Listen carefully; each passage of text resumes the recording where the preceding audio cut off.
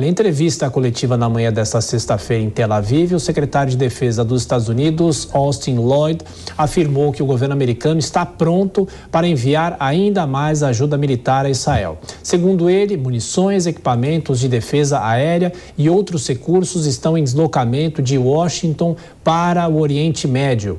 O ministro da Defesa de Israel, Yoav Gallant, que também estava na entrevista, reforçou a ordem para que civis deixem Gaza nas próximas horas e afirmou que o exército irá destruir a infraestrutura do Hamas no local. Segundo o Gallant, os militantes do grupo Hamas não podem viver entre pessoas civilizadas. Já o secretário de Estado dos Estados Unidos, Antony Blinken, se encontrou nesta manhã com o presidente da autoridade palestina, Mahmoud Abbas, em Amman, a capital da Jordânia. Blinken também se reuniu com o rei Abdullah e aproveitou para reforçar o pedido de retirada de moradores de Gaza nas próximas horas. O secretário de Estado segue com uma série de viagens pelo Oriente Médio. Só nessa sexta ele ainda deve passar por Catar, Bahrein e Arábia Saudita. Antony Blinken chegou na região nesta quinta-feira, ontem, e se encontrou com o primeiro-ministro israelense Benjamin Netanyahu em Tel Aviv, onde prometeu apoio americano ao país. Bom, Luca Bassani, qual é a repercussão de todas essas movimentações dos Estados Unidos na região do Oriente Médio? É um país aliado de Israel, histórico, né? Desde a formação do Estado de Israel no fim dos anos 40. De que forma será que a diplomacia americana pode ajudar no fim dessa guerra?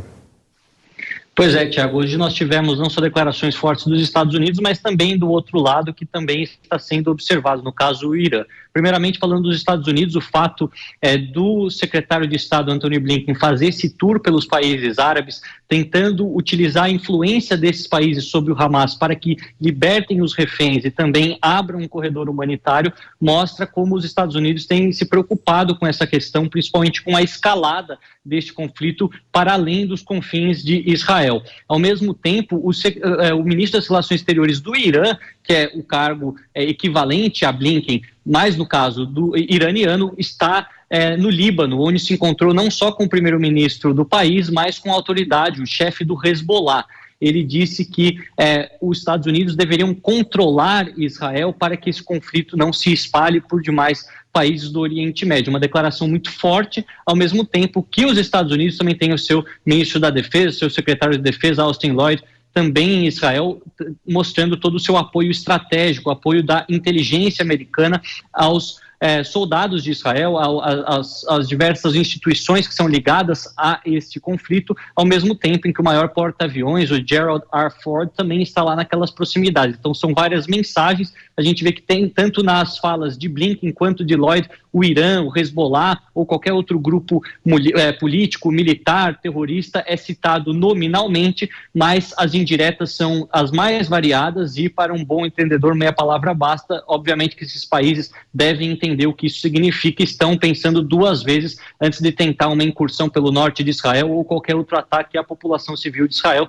mediante a resposta avassaladora que tem sido dada pelo primeiro-ministro Benjamin Netanyahu na faixa de Gaza. Agora é esperar ver como se dará essa provável incursão terrestre e como os agentes internacionais vão se organizar para fazer cobranças depois para Israel, uma vez que não haja mais o Hamas também dentro deste cenário. São sempre alguns desafios da gente prever todas essas ações militares políticas, mas tudo leva a crer que isso é o que se desenrola ao longo das próximas horas. Inclusive ontem aqui no Jornal Jovem Pan a gente conversava com um especialista, ele falou, claro, guardadas as devidas proporções, uma incursão à faixa de Gaza, e ele acha que é uma incursão inevitável para que essa guerra chegue ao fim, mas ele falou que pode ser um cenário parecido com o Vietnã, porque é um local com muitas entradas, né, com bunkers que o próprio Hamas chegou a montar, e também é um terreno totalmente, enfim, a geografia não favorece também quem faz essa invasão. Será que isso é possível? Aí na Europa falam alguma coisa nesse sentido? Aquilo que a gente vê, Tiago, que até 2005 Israel estava presencialmente em Gaza, com israelenses, com judeus e controlando a região. Depois há uma retirada, então não só o governo de Israel sai, mas ele tira todos os judeus, todos os cidadãos israelenses daquele local e dá para a autoridade palestina comandar aquela região. Em 2006, nós temos uma eleição muito importante na qual a autoridade palestina que governa a Cisjordânia, ela perde por pouco. O Hamas ganha com 44% perante a 41% da autoridade palestina. Há uma briga interna política e a autoridade palestina é praticamente expulsa de Gaza.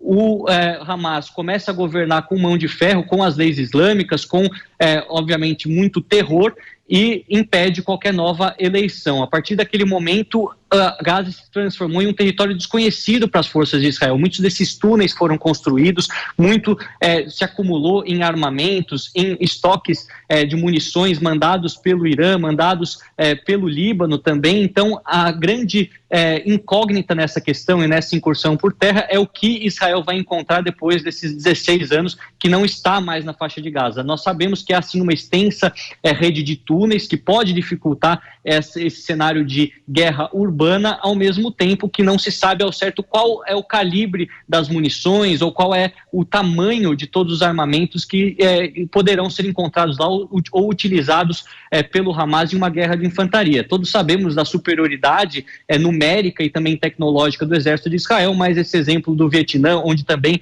essas emboscadas, essas táticas de guerra de guerrilha foram tão importantes para a vitória vietnamita, podem se repetir dentro do território da faixa de Gaza. Obviamente que o Estado de Israel está recebendo informações da inteligência britânica, inteligência americana e outras aliadas ao seu país, e deve estar fazendo tudo de maneira minuciosa para que seja uma operação rápida e a mais limpa possível, com o menor número de casualidades, menor número de mortes, principalmente do lado dos soldados israelenses, já que não se sabe se essa será uma guerra longa ou curta, se será uma guerra apenas em uma fronte, no caso da faixa de Gaza, ou se ela também poderá se dispersar para as outras fronteiras, seja nas colinas de Golã, quase na Síria, seja também no norte de Israel, quase no Líbano. Então, tudo precisa ser feito de maneira bastante precisa, e neste momento eles também correm contra o tempo. Afinal, há essa cobrança da população de Israel após essas falhas de segurança, que a resposta seja a mais rápida possível e que os reféns sejam recuperados.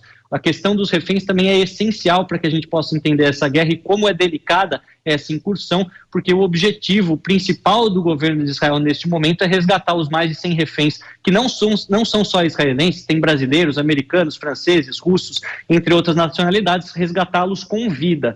E num cenário de guerra urbana, com tantas variáveis, resgatar tantas pessoas com vida se torna pouco provável. Então é uma questão extremamente delicada no ponto de vista estratégico militar e que vai demandar muitas cabeças pensantes, muita inteligência e muita cooperação entre esses órgãos de inteligência para que as decisões certas sejam tomadas no momento certo.